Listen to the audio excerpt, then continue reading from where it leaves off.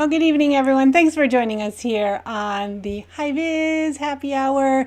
We're super excited for this weekend's event, and we wanted to kick things off tonight with a happy hour.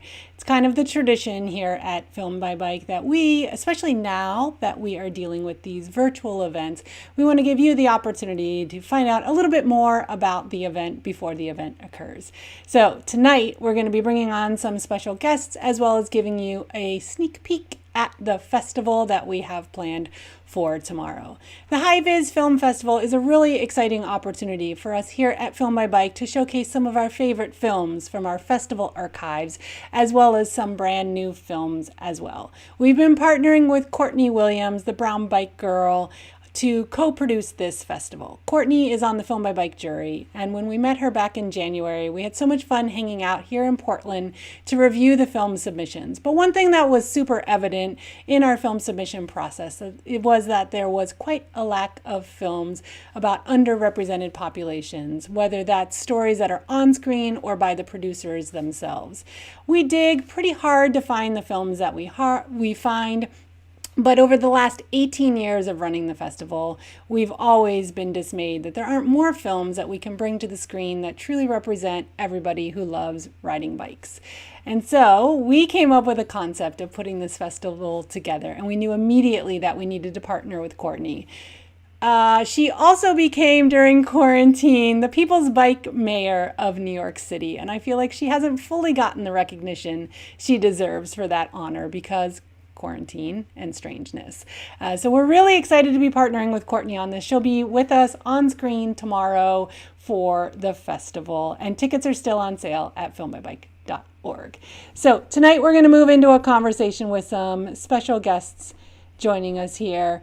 We've got Jené Ethridge, and she is a DJ here based in the Portland area, as well as we've got Donte coming to us from Milwaukee, from the Milwaukee Film Festival and Milwaukee Film, Donte McFadden. So great to have the two of you here today joining us. I wanted to go, before we get too far into things, I wanted to talk a little bit about the work that the two of you do, because you guys, the two of you both have a lot going on. And so I wanted to highlight a couple of the projects that Jené works on. You've got your Noche Libra work, and that is the Radical Latinx DJ Collective. You're really creating a space for Black and Brown Indigenous communities within the DJ landscape. And I like that you guys are really working to bring up family roots and traditions and rituals in a modern way into the work that you're doing. I'm also really excited about the We Go Next initiative that you have going on, educating and centering the Black community around the arts and DJing and bookers, and getting it so that there is this really strong community of people booking and planning and organizing that are really going to allow for it to be a more vibrant and representative community here in the Portland region for the music arts especially. So I think that's really exciting. That's definitely going to change the music scene here in Portland. And Jené's also the leader of the Black Liberation Ride, which got a ton of attention this year in particular, but has been going on for a few years. Bike ride to celebrate the Black community on Juneteenth, and that's an annual event that happens. You're also a DJ by night, and by day you work for Marmoset Music as an associate director and producer, Marmoset being a music licensing agency that's based here in Portland. So no shortage of cool things going on for you, Jené. That's awesome. Also, so Donte is joining us from Milwaukee, Wisconsin, not Milwaukee, Oregon, Milwaukee, Wisconsin. Like to clarify that, spelled differently. I'm from the Chicago area, so I like to think of it, the Milwaukee, Wisconsin as the proper spelling of Milwaukee, though I don't know what's proper. So Donte is involved in the McNair Scholars Program at Marquette University, and that's a really cool program. It's an initiative around different universities that works on promoting the success and achievement for PhD students from underrepresented segments of society. He's also involved with the Educator Opportunity Program at Marquette University, And most notably, and why we're super excited to have Donte here tonight, he is the co-founder and co-programmer of the Black Lens program at Milwaukee Film. And this is a program that works to increase representation, and he works on the viewing, selection, promotion, and presentation of films for Black Americans during the Milwaukee Film Festival. Now, the Milwaukee Film Festival is particularly close to our heart here at Film by Bike because one of our most dedicated filmmakers, Manny Marquez, based in Hood River, Oregon, a huge friend of the festival, has had a few films in Milwaukee Film, and he has always talked about what an incredible film festival it is. He's gone out of his way to bring it up in conversation about that being one of his favorite film festivals to be involved in. So also, Mary Mueller, who is our festival assistant, has done a lot of work with the Milwaukee Film Festival as well over the years. So Donte, it's just such a pleasure to have you here, knowing there's that connection between Film by Bike and Milwaukee, and to be able to bring you in as someone who can really talk about the programming aspect of film, which is a great challenge that we work on here at Film by Bike as well. So thanks both of you guys for being here tonight. I want to remind the viewers that we have the chat window available. I know there's a bunch of you tuning in right now, and the chat window is always available to you. You can chime in and let us know where you're from. We'd love to hear from you. We'd love to know what you're thinking about, what's on your mind. It is happy hour, so if you've got a glass of water or something else, if you're snacking on something, let us know about that. And of course, if you have any questions for our guests throughout the night, we would love to hear from you. We will do our best to get to those questions for our guests. This is a unique opportunity to get to ask questions of the guests, and or just let us know your comments on the things that we're talking about throughout the night. So this is just a happy hour, casual hangout and chat, but I do have a few questions I wanted to kick things off with, and then we've got plenty of opportunity to hear from our guests in the audience and also to hear from you guys any additional things you want to talk about. But I'm curious to hear from you, Jené. You're doing so much work in the realm of DJing. It's not just like you have a random gig that you do, but it really seems to seep through so much of your life, and I'm curious to know how you got into DJing and really what drew you to this world of music. Yeah, I started working at X-Ray FM, which is an independent radio station here in Portland. And I worked in marketing and sponsorship there. And that was an easy way to really build a network of artists and curators and DJs in the music scene in Portland, because a lot of people who DJ around town had a show at X-Ray at some point.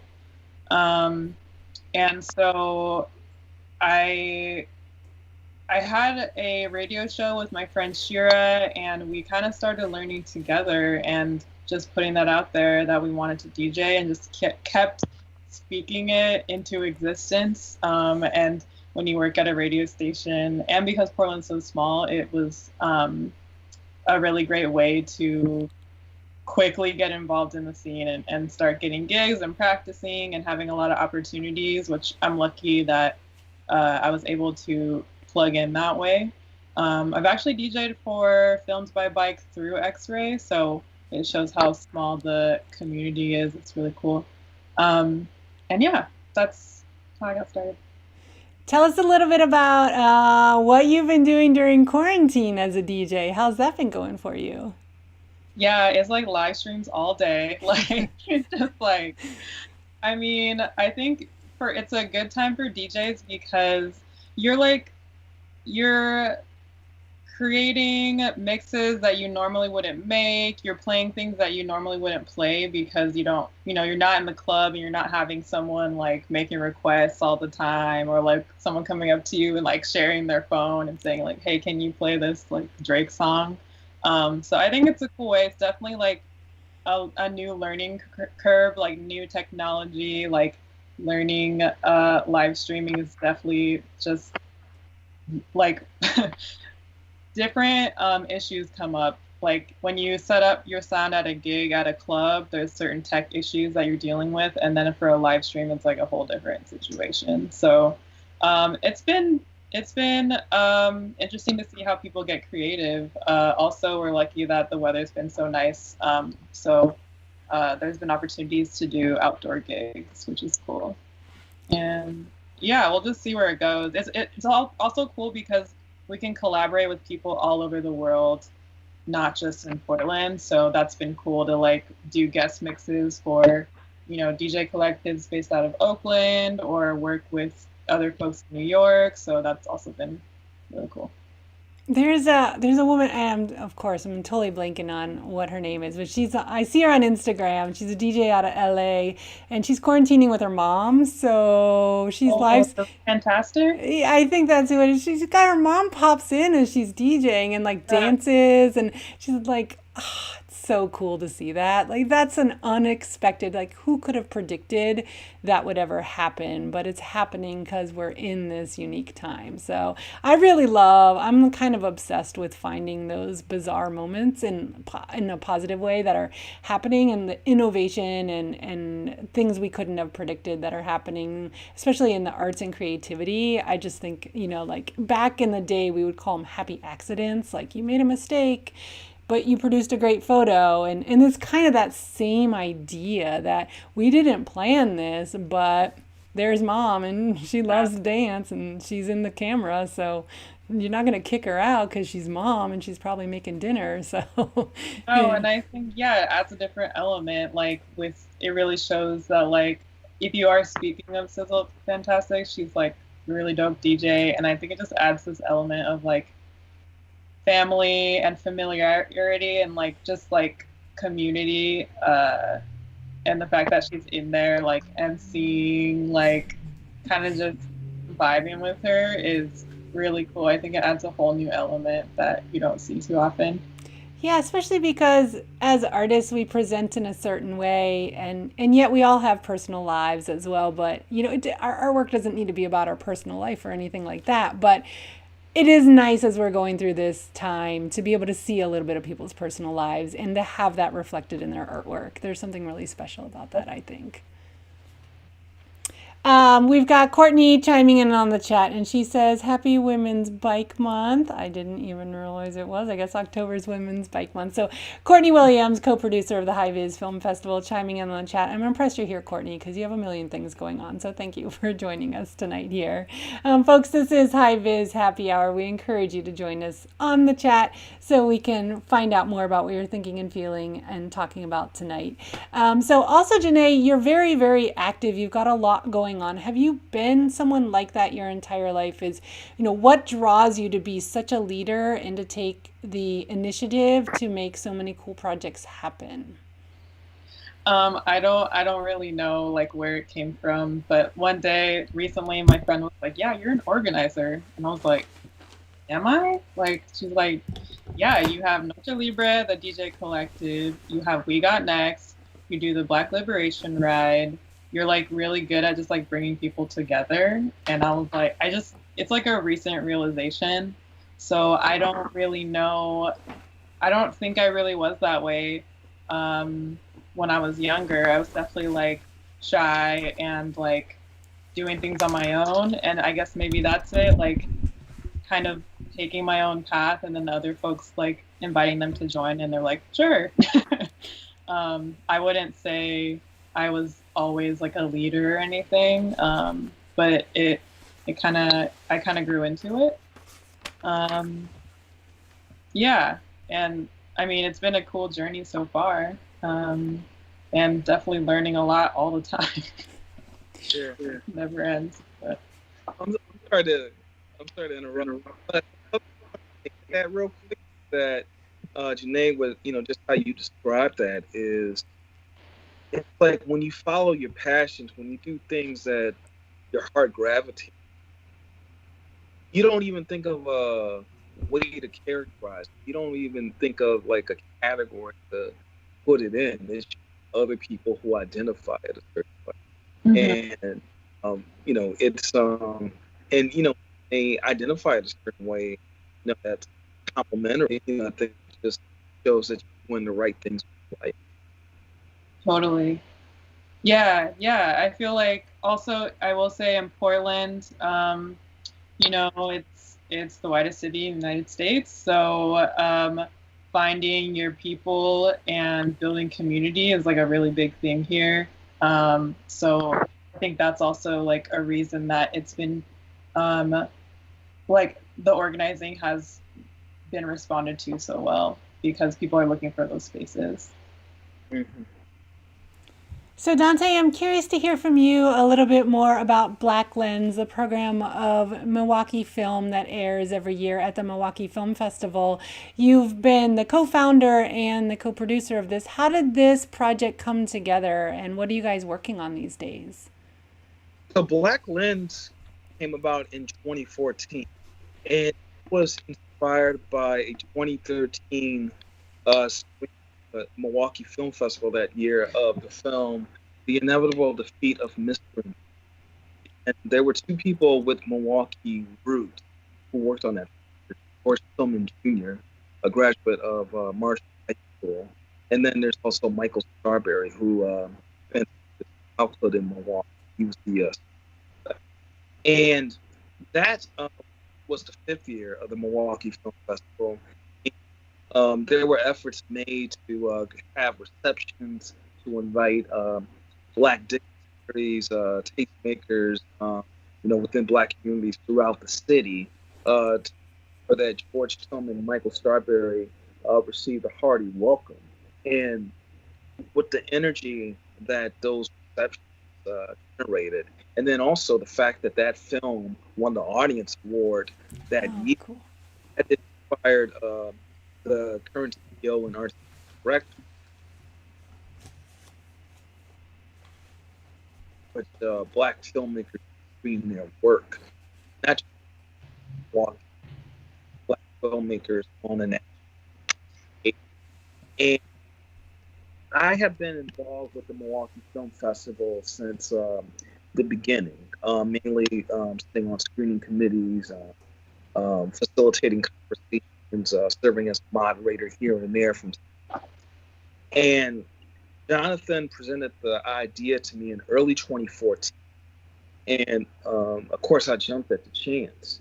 I was in the process of looking into some opportunities that would take me out of Milwaukee in the state of Wisconsin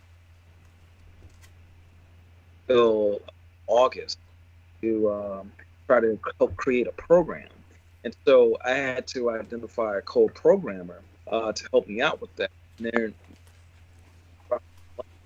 I know Gerard and Jonathan from when we attended UW Milwaukee in the late 90s. And I both were in film production. Rod spent some time in film production and then went into journalism and media studies. But Gerard and I, we were part of a student organization called Scope, which Gerard co-founded, and then he recruited me to do community outreach. And we did cultural programming for the university.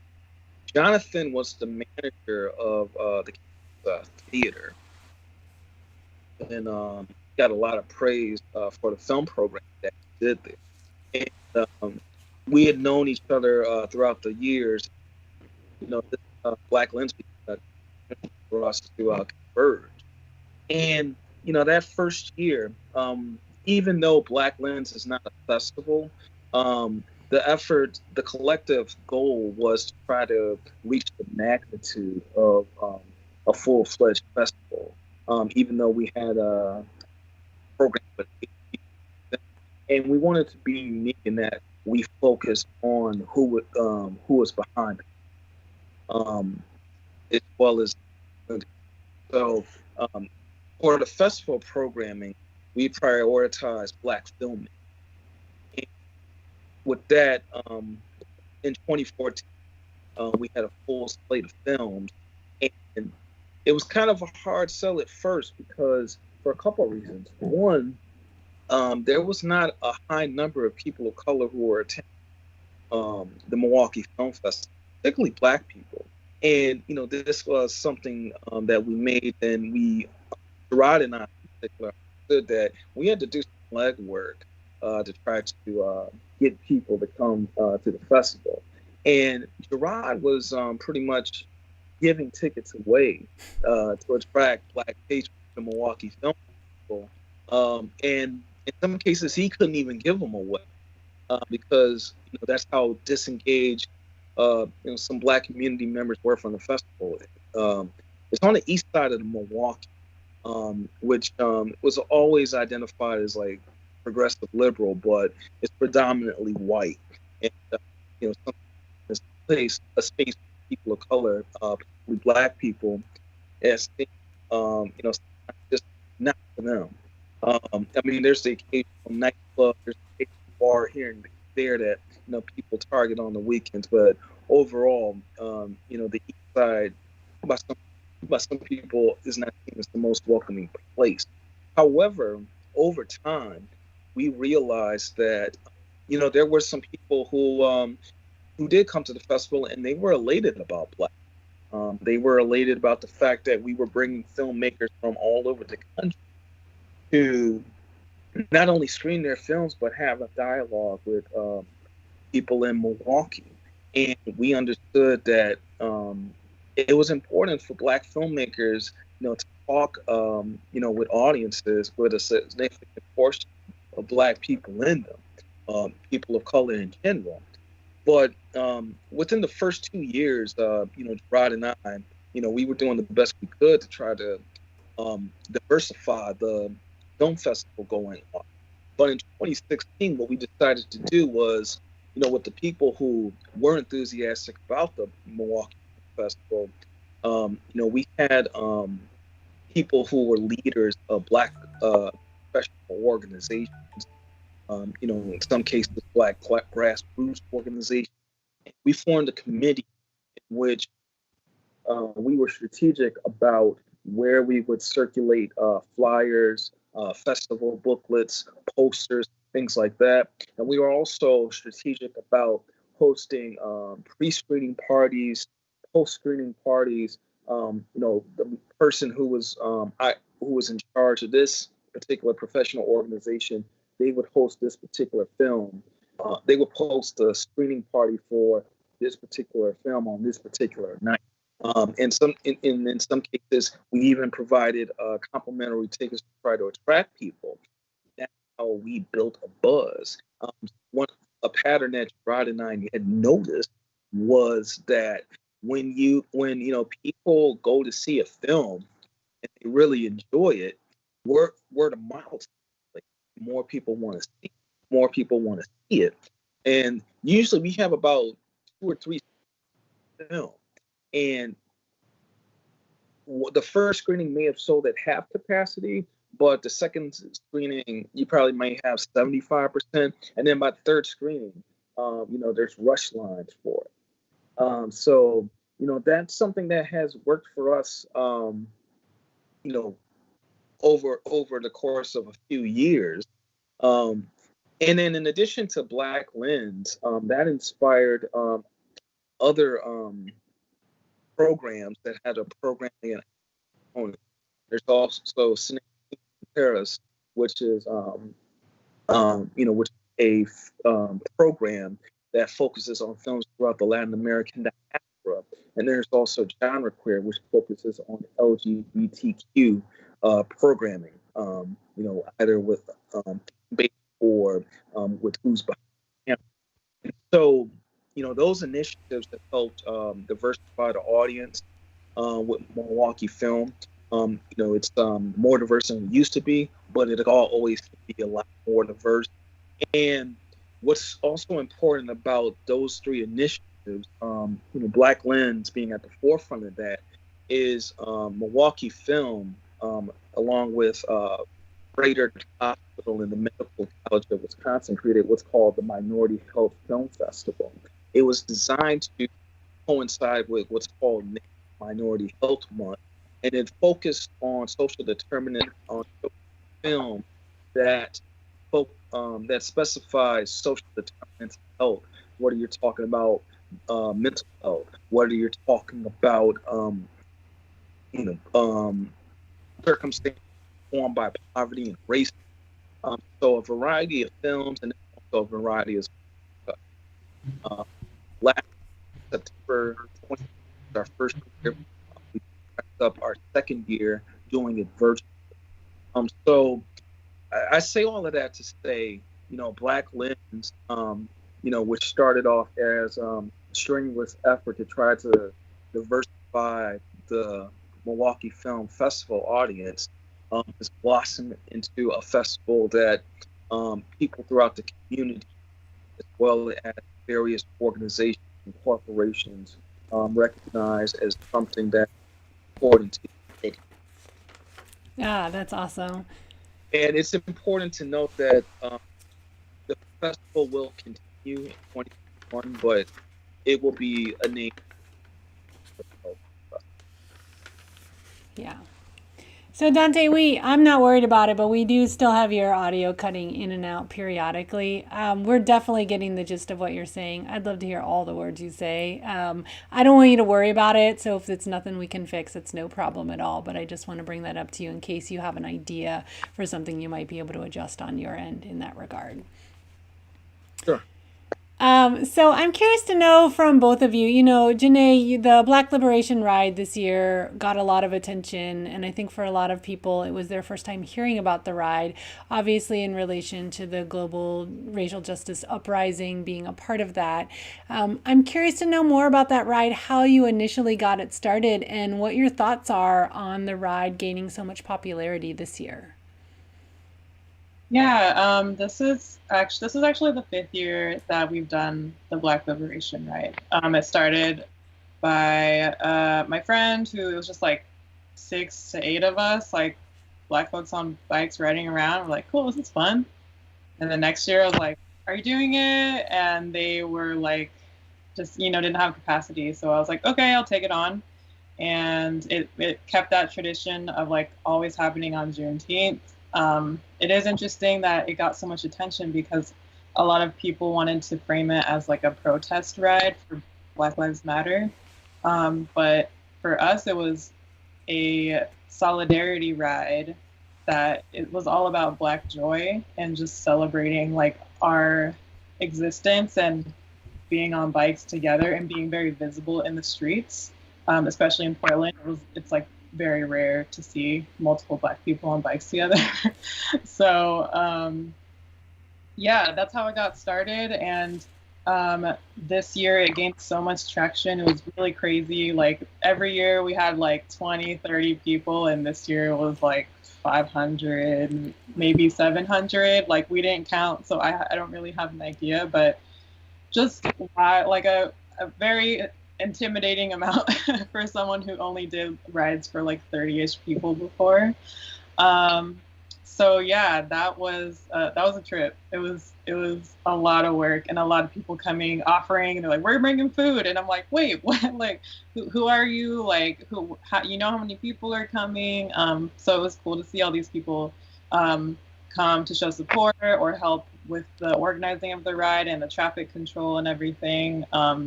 I hope that people keep the same energy in future years because, once BLM isn't a trend anymore, like we're still going to be doing the ride, like we've been doing the ride.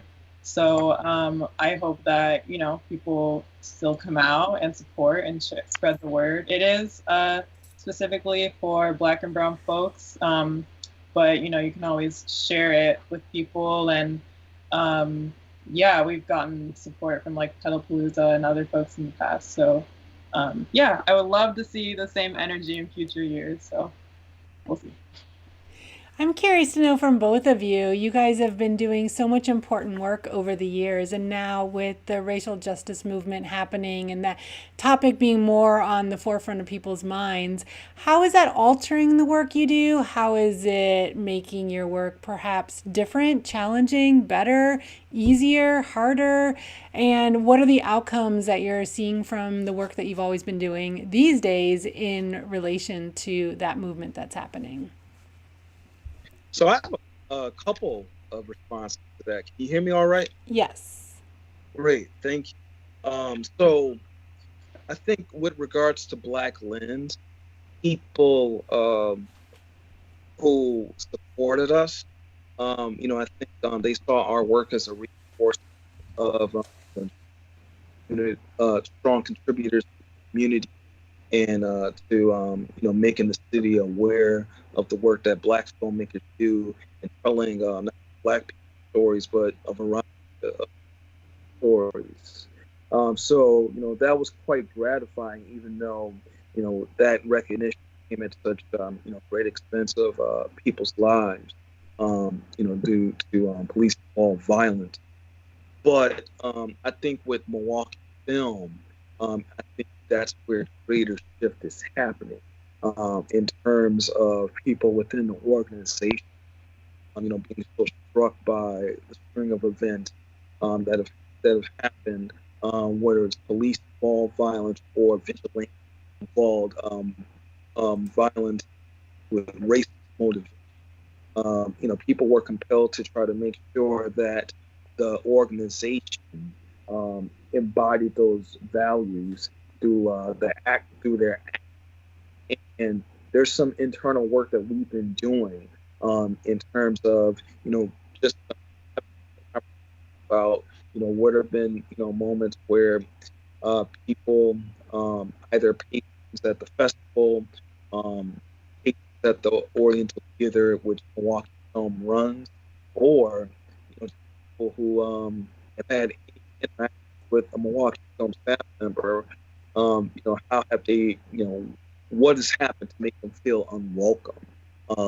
What has happened to make them feel like they don't have a voice?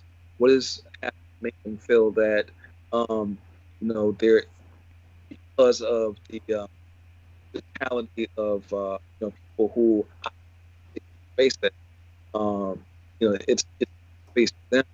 We've had conversations about that, and right now we continue to have those conversations about what are some steps that we need to do to look internally in terms of our outlook. But because there's people who very much sympathize with a lot of the action that's going on, that take part in the activists themselves. But it's like, how do our individual values invest in the organization? What can we do to cut down on microaggressions, things like that? What can we do to demonstrate to the city of Milwaukee that this is a festival for everyone, and that we are committed to equity, diversity, inclusion? So we're looking at ways internally to figure out, how do we as a staff demonstrate that? How do we fuse that through the program? Yeah, excellent. So, how about for you, Jené? How have things altered, the current times altered the work you're doing, whether that's in positive ways or more challenging ways or anything in between? Yeah, I feel like recently it's been like a spotlight where like all of a sudden people are like, oh hey, you do this, you do especially the Latino community. They're like, we need to shine more light on our Afro-Latino people and family members and community. So it's definitely, I feel like there's been more attention, but also it's encouraged me to bring my whole self to my art and practice. And showing that I'm multifaceted, and there's a lot going on in the news, definitely, especially in Portland. It's hard sometimes to go outside. You get really paranoid, just existing, walking around. But I try to keep it optimistic, keep it positive, still some action in there, but trying to focus on how our community can empower each other within, how I can spotlight mutual aid throughout Portland, different orgs helping out the community, and yeah, just trying to I feel like there's a lot it can be kind of traumatic sometimes to look at your social media feed, so definitely just focusing on is this gonna provide relief or joy or something for someone, and if something like that, and if it's not, then I'm probably not gonna engage with it or share that. If that makes sense. Both of you are working hard and doing a lot of work that's important to you, as well as work that's really emotional, I would imagine. I know that the work that you do is often personal and probably pretty challenging. Some days are probably harder than they need to be. I'm wondering from both of you, you're both so motivated and working on such innovative projects. What are those moments that really make it rewarding? What are the rewards for the work that you do personally? What do you feel? What are those moments where you think, this is why I do what I do? This is why I put in the long hours and endure the challenging moments. I would say simply put, you the program you do work. Yeah. How about you, for you, Jené? How do I, what do I see that's rewarding? I think when people utilize like, you know, creative ecosystems that I've like committed towards, that's always helpful. Like we did this digital DJ workshop called We Got Next, and seeing people who took the full course and record a mix and share with everyone and say, let us know what you think. Or someone who said, oh, I got my first gig, like, and I just told them that I took We Got Next, and then they booked me for something. Like, things like that are so rewarding to me. Or also just little moments like collaborate, like bringing folks together to go on a ride, and just like honestly not talking about the heavy stuff, just like enjoying each other's company, and us like existing together as Black and brown folks, like is like that community is healing in itself, and that to me is also rewarding. There's a bunch of other moments, but those are just a few that stand out. So folks, we're talking to Jené Ethridge, a DJ+++ here in the Portland region, and also Donte McFadden from Milwaukee Film, who is the co-producer and co-founder of Black Lens, a program that runs at the Milwaukee Film Festival every year. After this program concludes, we'll drop down in the show notes below, we'll drop down their handles and their contacts so you guys can see what they're doing online and learn more about the programs that they are involved in. I want to take a quick moment here to showcase a taste of what's to come tomorrow night at the VIS Film Festival, co-produced by Courtney Williams, who's joining us in the chat here. Before we get to that, I also want to remind all of you that we do have the chat window going, and you are welcome to join us in the chat. Let us know what you're thinking. Feel free to ask questions of our guests. We'll do our best to get to those questions. We want to say hello to Jessie Arnold, who's tuning in on the chat, and she wanted to pass along to you guys as guests that y'all should be proud of what you're working on and that it's amazing, and she put some rad emojis in there as well.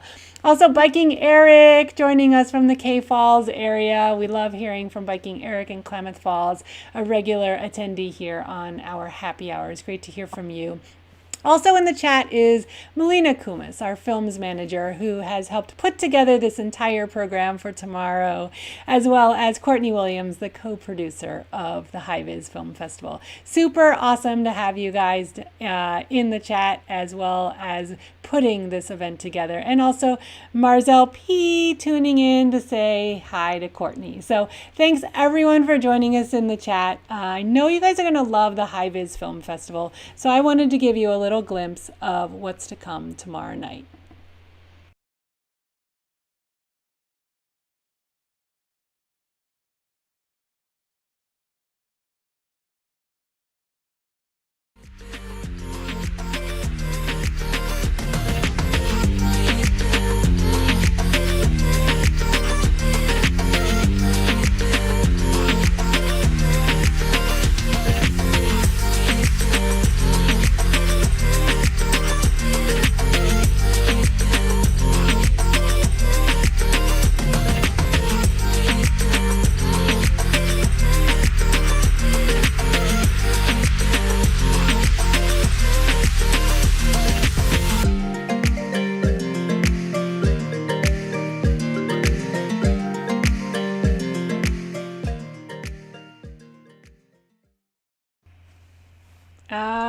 righty. So that just a little taste for you of what's to come at the High Viz Film Festival. Viking Eric's wondering if these videos will ever be on YouTube, and not individually unless the filmmakers themselves put them up there. You will find some of them up there, but our entire collections are only available for the duration of the festival itself. But if you want to do the dirty work that we do of trying to find these films out there, go for it. You might find them on Vimeo, you might find them on YouTube, which is actually a perfect way to segue into my next question. I'm super curious to hear from you, Donte, about this. Now, for the past 18 years, we've been working to bring unique stories to the screen. In our early years, we took what we could get. We're a niche film festival. Bicycle films really didn't exist. There were a few people making them. We took them all. We put them on screen. We did what we could. But then there was a year, I think it was around year 7, and I stood at the back of the theater as the founder and director, staring at the screen, watching the hard work that we had put into the festival, and realized, I thought, all this hard work, and is this really the best we can do? And it was at a point where we did just sort of accept a lot of what filtered into our hands. And they were fun movies, but I knew we could do more. And that was somewhat a quality issue and somewhat a mix of film styles issue. And after that, we really started a new program where we went looking for the films because we are so niche. We are not known and recognized by a lot of broader filmmakers.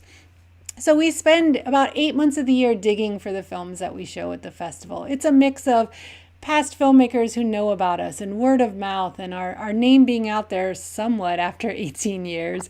But it's also a mix of us going out and meeting filmmakers and finding them online. And if there is a bike movie out there, chances are great that Melina, our films manager, has seen it. And throughout the fabric of all of this, we're still not seeing a quantity of films that we feel really represent the passion that all people have for cycling. It's really just not representative of that population that we know exists. And we're hoping to change that with the addition of our new BIPOC Filmmaker Grant, which is the initiative to award funding to emerging filmmakers. And the idea being that we know there are many barriers to filmmaking. We know that those barriers are greater for people of color. Those barriers are even greater for Black filmmakers in America.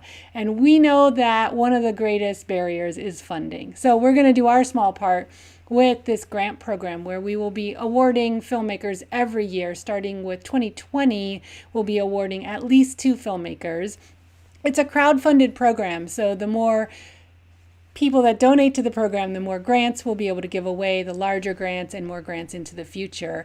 I want to give a big shout out to Machines for Freedom, who came on as the title sponsor for this program. A huge bode of honor and support, and just really gave us that feeling that we were moving in the right direction to know such a stalwart bike industry brand was willing to stand behind this program and say, yes, we believe in what you're doing. But even this filmmaker grant, as much as we're thrilled about it and we're putting our heart and soul into it, we know that's not going to change the entire landscape of the films that we're able to receive in. And I'm curious to know from you, Donte, a little bit more about what you're seeing as far as films by Black, Indigenous, all people of color, whether they're Americans or coming from other countries. I know you guys are an international festival, so you're getting work from all over. And I'm wondering, are you seeing a change? Are you seeing more films from a variety of filmmakers, whether that's on screen or the stories that are being shared on screen, or the filmmakers behind the scenes? The best of which I could answer that question is, you see a gradual increase year after year in the film program, but within the festival, there are awards on the work of filmmakers. You see that diversifying, if not, stories are being told the more diversity with along race, ethnicity, faith, socioeconomic status, sexual identity, so on and so forth. But you're also seeing a diversity of the people who are those stories as well. What immediately comes to mind with Milwaukee that Rico Forward. It's been one of the catalysts to try to diversify both people behind the. I'm not sure if you're familiar with the documentary "The Blood Is at the Doorstep." It's the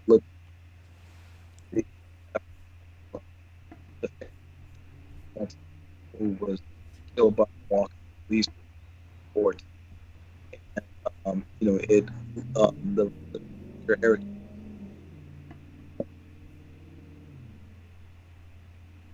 he got catapulted into activist police involved violence simply by this act brought upon by so that's that's emerged from the Milwaukee Film Festival within the last years. You have a white filmmaker looking at black who not only are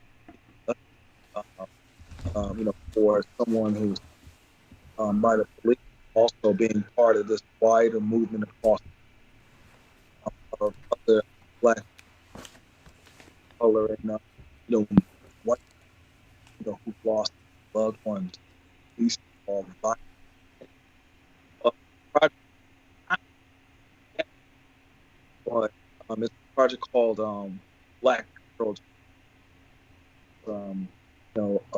About a young black woman who was raised by a white family, goes off to college, and goes this quote training process. It has not been completed yet, but I want to shout out Emily Schuster and Santana Wilson Coleman. Those are just a couple examples, and again, just like I was saying with the audience, there's been some significant increase in terms of work successful and a lot more good with Milwaukee that throughout the last American diaspora, throughout the diaspora, LGBT youth films, film festivals, so on and so forth. We're not only find films that diversify the festival, but we're also trying to build relations, programmers,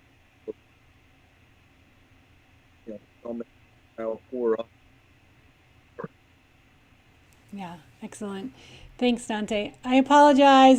Your audio is still pretty choppy for the audience, but hopefully folks are grabbing the gist of what you're saying, because you're talking about some really interesting things. And I was so excited to talk with you tonight as a fellow programmer.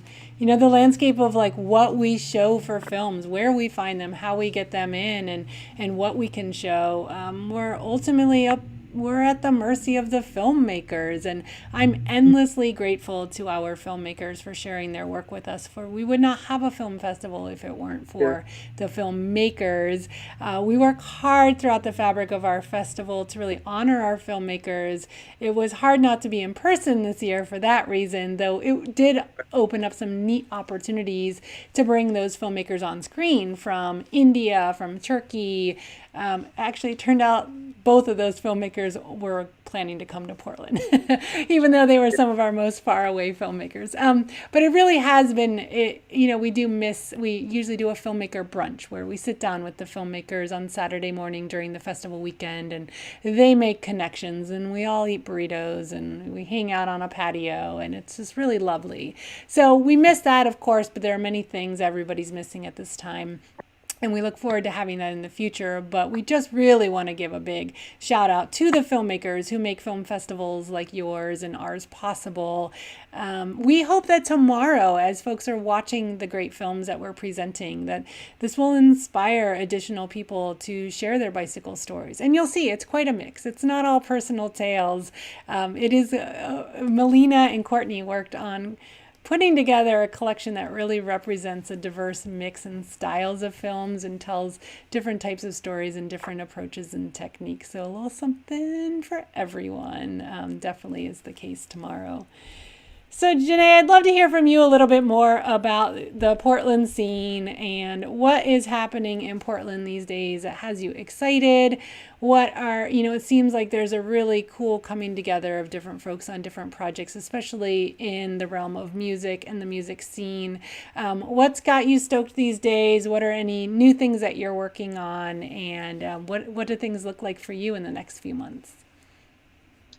I'm like taking a break finally from like just grinding for months. But We Got Next is still going strong. Our course has ended, but we're collaborating with Life is Living Festival in Oakland. They are typically a, kind of block party style festival. It's all going to be online this year, which is kind of cool for us because we can be a part of it. So we're going to do a 90-minute digital workshop called Building Your DJ Toolkit.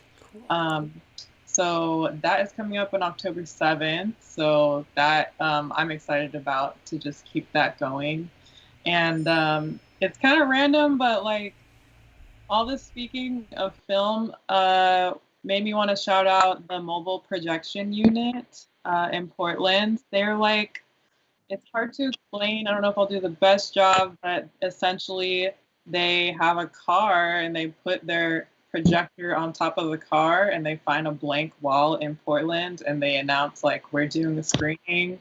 It's going to be outdoors at this time, and you come and you see some really dope films. Like I saw one that was like a band film out of Mexico City in the 60s about this like uprising at UNAM right before the Olympics. And yeah, they're just doing really cool work, and I love like the combination of experience and film together. I think it like is so cool, and it really brings people together, especially during these times where we're just like there's one dimension with the one screen, but then when you have this outdoor setting, or I know they did something under the Burnside Bridge yesterday for the end of the Portland Institute of Contemporary Art. Their time-based arts festival had a finale yesterday, and they did really cool stuff with projecting on on the bridge right above the water and things like that. So I wasn't able to attend, but I always keep an eye out for like anytime they're doing a new screening somewhere because it's really cool. That's so inspiring because we've always had a goal of doing more of the outdoor projection. We were at South by Southwest a few years ago and we had a little pop-up show there and it was outdoors. And as we took down our canopy where we were projecting onto a sheet, our projector kept going, the canopy was gone, the screen was gone, and we were projecting on the side of the Austin Convention Center because our projector's super powerful and could reach up there. And then we're seeing our filmmakers work on the Austin Convention Center, so we took videos and shared it with them. And one of our filmmakers said, we've never been on such a prominent location or such a big screen. And meanwhile, people from South by are walking on the street and seeing or not noticing that was up there. So I've always been super fascinated by projection in general, projection on buildings and spaces and shapes. And it's something that we would love to get more into in the future for sure. And now that we've been so virtual and digital and screening with each other, the desire to be out in the world, it grows even greater for us as a festival, I think. Yeah, 100%. Yeah. Well, I really appreciate the work that you do on Black Liberation Ride. I'm excited to see that it gained so much popularity this year. Definitely a much needed event here in the Portland region, and I wish you all the best of luck. I know how it is when an event blows up like that. There's like joy to come with that and also challenges, but hopefully it leans in the joy department for you to be able to have such a crew out there riding for the day. Like what a special opportunity that is. And I really want to thank both of you for joining us here tonight as we kind of stoke the fire for tomorrow's VIS Film Festival. A big thanks to everyone who's joining us in the chat as well. It's been great to have you guys here. Any parting words of wisdom from the two of you? You guys are both movers and shakers working on lots of projects. Anything that you would like to say to folks as we part ways and talk about getting more people engaged in watching films and appreciating their DJs and listening to great music? Anything you guys would say as parting words of wisdom? The only parting words of wisdom I have, in the spirit of the festival, I want to give a shout out to Rasamar and Saroma in Milwaukee, who organizes the Red Bike and Green rides. And in the spirit to what Jené does with DJing, I want to give a shout out to DJ Nikki LaBamba and the No Stress Collective that she's part of. And all I have to say is, art is, art institutions are facing a troubling time right now. But I hope that art will persist in building those institutions back up and making them stronger than ever. I would just say I'm really excited to see all these films. Like, I'm just gonna sit in my bed and literally I have projectors. I'm gonna put on my wall and watch all them, make popcorn. It's cool to see some friends in the film, Aisha McGowan and Annalise, Cleopatra, and some other friends. As far as parting words of wisdom, the first thing that came to mind is you can't pour from an empty cup. I definitely need to listen to that because I grind hard, and then it's just not sustainable. So definitely unplug, take a break, find what makes you, find what recharges you, and make that a part of your regular routine because it's necessary. Oh, perfect. I love that. Well, thank you both so much for sharing your time with us tonight, your energy, your wisdom, your insight. I really appreciate you guys giving of your time tonight to join us here tonight. And I look forward to you guys joining us in the chat window and watching the films tomorrow night. Thanks so much for joining us here. Thank you so much. Take care. Take care. We've been hearing from Jené Ethridge here in Portland, as well as Donte McFadden in Milwaukee. This has been a great conversation and a chance to get us geared up for tomorrow night. Tomorrow night's film festival features a ton of films throughout the night. We are also going to be taking a break in the middle to chat with Cameron Witten from Brown Hope, the organization that is the beneficiary of this event. We're also going to be having a roundtable discussion at the end with Courtney Williams, Annalise Cleopatra, and some other incredible guests to round out the movie night. So it's a really jam-packed night tomorrow night at the VIS Film Festival. You can still get your tickets at filmedbybike.org, and it's pay what you wish. $0, totally okay. If that's what you want to pay, that's what we're there for. We have had some extremely generous ticket buyers, knowing that they are supporting a great cause and wanting to be able to help other folks who don't have the funds to pay full price or anything. So we've got you covered. $0, no problem. Just go to filmedbybike.org and you can get your ticket there. Please spread the word. We really want a packed house to honor and celebrate the stories that we're sharing on screen, and to honor and celebrate the great work that Courtney Williams from the Brown Bike Girl, as well as Melina Kumis, our films manager, and Mary Mueller, our festival assistant, have all done an incredible job putting this program together. For me, as the film festival founder and director, it was the first time that I really stepped back and the team took the reins and put together an incredible festival. And it was quite a delight to see this happen, coming right on the heels of our 18th annual festival. We've definitely kept ourselves busy over here at Film by Bike, and also moving into this whole new realm of doing things online. But we're super stoked for tomorrow night, and we really encourage all of you to join us, pop some popcorn. You know, as Jené was saying, it's important to take time to relax and recharge. And I really hope that folks will use tomorrow night as that opportunity. Maybe go for a bike ride or a walk before the movie night starts. Definitely pop some popcorn. Get yourself something to drink. Get yourself cozy. chill on the couch or in your bed, and really settle in for the night. We have a pretty long program planned. We tried to cut it short, but couldn't resist adding in some really incredible films and some incredible voices to the conversation. So settle in for the night and, turn your phone off. Don't look at Instagram, and let this be your moment to just relax and be inspired by what you're seeing on screen and celebrate these important bike stories with us. So thanks everyone so much for tuning in tonight. We look forward to seeing you all tomorrow night. And in the meantime, please spread the word, and we'll see you then. Thanks so much.